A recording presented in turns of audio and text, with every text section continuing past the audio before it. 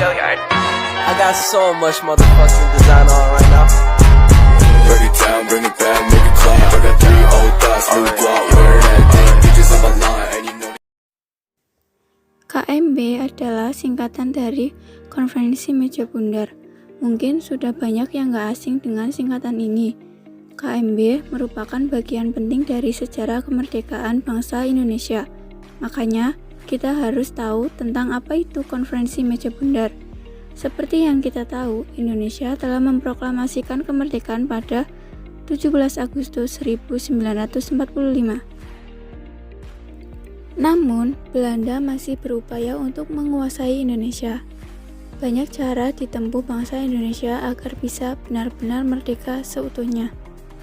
Nah, KMB ini menjadi salah satu upaya yang dilakukan bangsa Indonesia.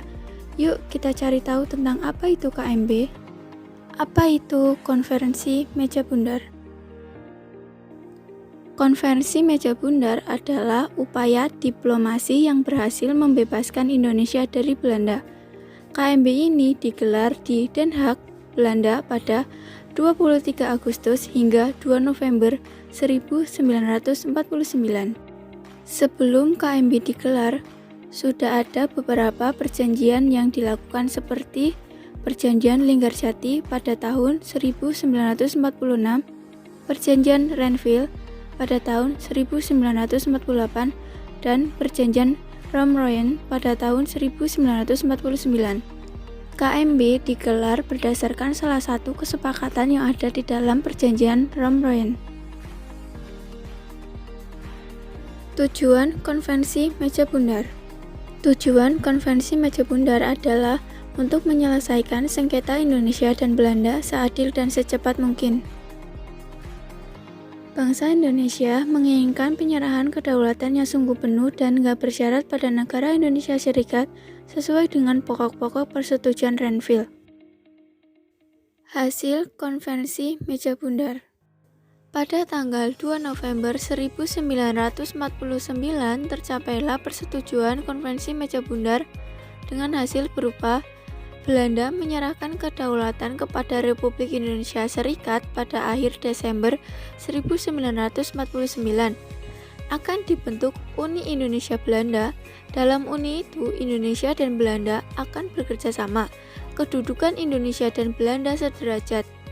Indonesia akan mengembalikan semua milik Belanda dan membayar hutang-hutang Hindia Belanda sebelum tahun 1949. Dampak Konferensi Meja Bundar. Dari KMB ini, Indonesia akhirnya mendapatkan kedaulatannya. Acara penyerahan kedaulatan berlangsung pada 27 Desember 1949